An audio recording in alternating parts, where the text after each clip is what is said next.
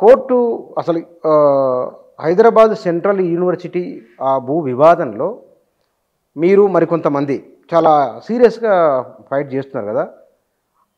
ఆ మీ రోల్ ఏమిటి అందులో? బుచ్చన్న గారు, మీకు తెలుసు, మనము దాదాపు 2 దశాబ్దాల ముందే ఢిల్లీ నుంచి మీరు పరిచయం. నేను స్టూడెంట్స్ యూనియన్, అంటే నేను స్టూడెంట్గా ఉన్నప్పటి నుండే ఈ సామాజిక కార్యక్రమాల్లో పాల్గొనడం అనేది నా ప్రవృత్తి.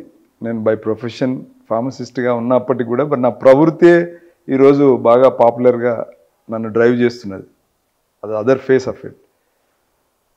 ఈరోజు మీరు చూశారు, 2.5 దశాబ్దాల సుదీర్ఘ సామాజిక పోరాటాల్లో అర్థమైంది ఏంటంటే, రాజ్యాంగ మూలాలకు సంబంధించినటువంటి పాలనాపరమైనటువంటి అంశాల్లో ఎప్పుడైతే ప్రజలకు సరైన అవగాహన ఉండదు, దాన్ని అదనుగా ప్రభుత్వాలు తీసుకొని ప్రభుత్వ యంత్రాంగం ఇలాంటి తప్పిదాలకు పాల్పడుతున్నప్పుడు, అది ఇప్పుడు జరుగుతున్న ఏ వివాదమైనా కావచ్చు, పర్యవసానాలు మనం ఎప్పుడు కూడా తప్పు జరిగిపోయి మొత్తం మన నెత్తి మీదకి వచ్చిన తర్వాత మనం చర్యలు తీసుకోవడం అనేది జరుగుతుంది.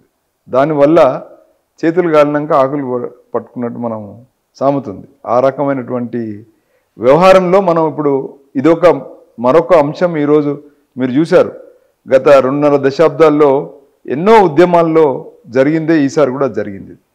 మీరు అంతకుముందు 2000 సంవత్సరం నుండే మనం ఢిల్లీలో మీరు చూశారు, లోక్పాల్ ఉద్యమం కన్నా ముందు నుండే సమాచార హక్కు చట్టం ఉద్యమం చూసాం.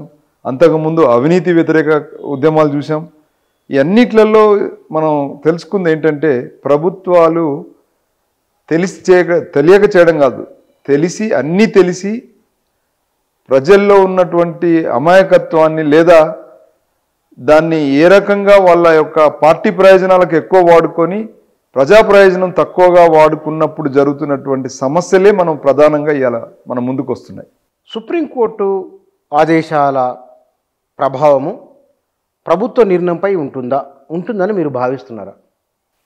ఖచ్చితంగా. ఎట్లా ఉండవచ్చు? ఈరోజు సుప్రీంకోర్టు ముందుకు వెళ్ళినటువంటి ప్రధాన అంశం ఏంటంటే, అంతకుముందు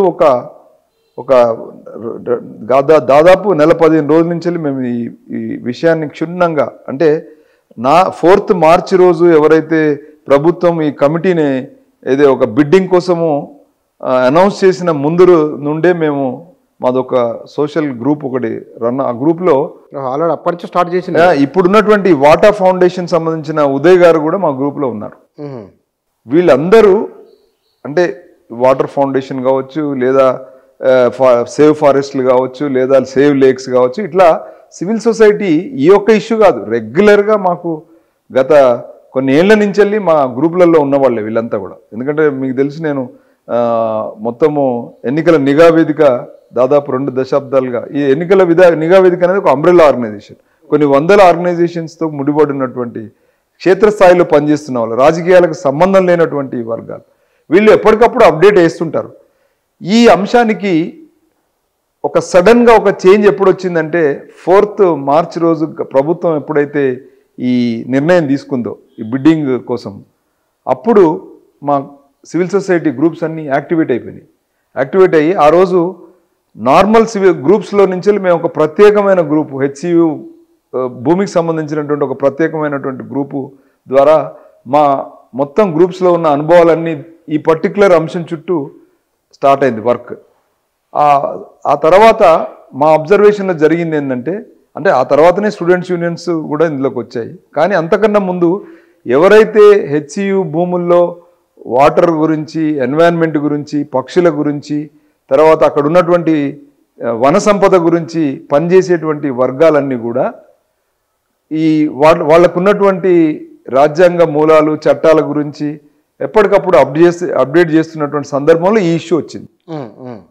ఆనాడు వచ్చిన ఈ సందర్భంలో ఇది దురదృష్టం ఏంటంటే, దీని మూలం ఎప్పుడో 3 దశాబ్దాల ముందే స్టార్ట్ అయింది. ఈ సమస్యకి మూలం ఇవాళ కనపడే రేవంత్ రెడ్డి సర్కారు మీద పిడుగులా పడ్డటువంటి ఈ విషయము ఇవాళ ఏదో రేవంత్ రెడ్డి గారు కొత్తగా తీసుకున్న నిజంగా అది ఈ పాత గవర్నమెంట్ల వ్యవహారం ఇది. కానీ నేను ఏంటంటే గత అనుభవాల పూర్తిగా దీన్ని తీసుకోవాల్సిన మార్గంలో కాకుండా పాపం దాన్ని వాళ్ళ అడుగుజాలలో నడిచే ప్రయత్నం చేసిండు ఎవరు, మన రేవంత్ రెడ్డి గారు. వాస్తవంగా ఇది స్టార్ట్ అయింది చంద్రబాబు నాయుడు గారి హయాంలో. ఇది డీవియేషన్, డైవర్షన్ ఆఫ్ ది ప్రభుత్వ ఏ భూమి అయితే హెచ్సియు కేటాయింపులు దేనికోసం అయితే చేశారో దాని నుండి డీవియేట్ జరిగి అంటే వేరే పర్పస్ కోసం కేటాయించడం అనేది ఎప్పుడో 2000 సంవత్సరం నుంచి వెళ్ళి స్టార్ట్ అయినటువంటి ఇది రాజశేఖర రెడ్డి గారి హయాంలో వాళ్ళకున్న పొలిటికల్ ఈక్వేషన్లో దాన్ని యూటర్న్ తీసుకోవడం, ఏదో ఒక ప్రైవేట్ సంస్థకు చంద్రబాబు గారి హయాంలో తీసుకుంటే దాన్ని ఇంకొక సంస్థకు దాని నుంచి క్యాన్సిల్ చేసే ప్రయత్నం చేయడం, ఆ తర్వాత మళ్ళీ కంటిన్యూషన్లో మళ్ళీ దీన్ని నిన్న రేవంత్ రెడ్డి గారు వచ్చాక మరొక అంటే ఇండస్ట్రియల్ కార్పొరేషన్ తరఫున ఇంకొక సంస్థకు అంటబెట్టేటువంటి పరిస్థితిలో ఈ సమస్యలు వచ్చాయి. అయితే దీనికి మూలం మనం ఆలోచించాల్సింది ఏంటంటే ఈ వివాదం ఎందుకు వస్తుంది? ఒకవేళ ప్రజా ప్రయోజనం ప్రభుత్వ ప్రయోజనమే ఉంటే వివాదం లేదు. ఎప్పుడైతే పార్టీలు తమ యొక్క స్వార్థ ప్రయోజనాల కోసం ప్రైవేట్ సంస్థలకు కట్టబెట్టి తద్వారా పొందే లాభం విషయంలో ఇక్కడ జరుగుతున్నటువంటి డ్యామేజ్ అంటే నిజంగా ప్రజా ప్రయోజనం ఉంటే ఎవరికి గొడవ ఉండదు. ఎందుకు ఈ ఎక్స్చేంజ్ ఆఫ్ భూములు ఎందుకు? అత్యున్నతమైనటువంటి విలువలతో కూడుకున్నటువంటి సమాజంలో ఉన్నదే యూనివర్సిటీస్. విద్యలో యూనివర్సిటీది హైయెస్ట్ ప్రయారిటీ. మరి దాన్ని కాదని అంతకన్నా ప్రయోజనాలు చెప్తున్నటువంటి ఈ ప్రభుత్వాలకు, ఈ అన్ని పార్టీల ప్రభుత్వాలకు మేము ఉద్యోగ రీత్యా మేము మీకు వెసులుబాటు చేస్తాము. హైదరాబాద్లో ఉద్యోగానికి వీళ్ళకి ఇవ్వాల్సినట్టు రింగ్ రోడ్డు చుట్టూ జాగాలు లేవా? సో ఇంత వివాదంలోకి ఇరుక్కోవడానికి కారణం ఏంటంటే వీళ్ళకి ప్రజా ప్రయోజనం కన్నా అక్కడ పార్టీ ప్రయోజనాలు, కొద్దిమంది ప్రయోజనాలు అనేటువంటి. అంటే పార్టీ ప్రయోజనం ఎట్లయితుంది, ఆ కొద్దిమంది ఎవరి ప్రయోజనాలు అవి? ఇప్పుడు మీరు ఈ మొత్తం వ్యవహారంలో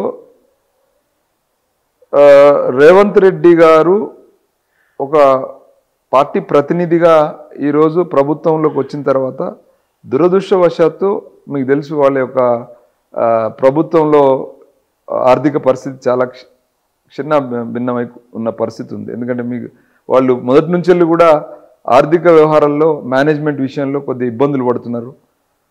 ఇబ్బందులే కాదు, వాళ్ళు తీసుకున్న ప్రతి నిర్ణయం ఆర్థికంగా బలపడడానికి ప్రోత్సహించే పరిస్థితి లేదు. మీరు చూశారు ముఖ్యంగా ఇవాళ తెలంగాణ ప్రభుత్వంలో ఆదాయానికి మూలం హైదరాబాద్ ఆదాయానికి మూలం ఏంటంటే ఎన్నో ల్యాండ్ బ్యాంక్. ఈ ల్యాండ్ బ్యాంక్ మీదనే ఎక్కువ ఆధారపడుతున్నటువంటి పరిస్థితిలో ఆనాటి నుంచి ఈనాటి వరకు కూడా టీడీపీ హయాం నుండి ఈ రోజు వరకు కూడా ఎక్కువ ల్యాండ్ బ్యాంక్ మీద ఆధారపడి తెలంగాణ ప్రభుత్వాలు తమ యొక్క ప్రభుత్వాలను నడుపుకుంటున్న పరిస్థితిలో మరొక అడుగు మన రేవంత్ రెడ్డి గారు వేయబోతున్నప్పుడు జరిగినటువంటి సమస్య. మరొక అడుగు అంటే మిగతా వాళ్ళకంటే భిన్నంగా వేసిన అడుగు కాదు, మిగతా వాళ్ళకంటే ఎక్కువ వేసిన జంపు కాదు, అయినా ఎందుకు ఇంత రప్చర్ అవుతున్నది అంటే అక్కడ దురదృష్టం ఏంటంటే ఇప్పుడున్నటువంటి ఆ పర్టికులర్ స్థలంలో ఇది ఆనాడు యూనివర్సిటీ వైస్ ఛాన్సలర్ గారు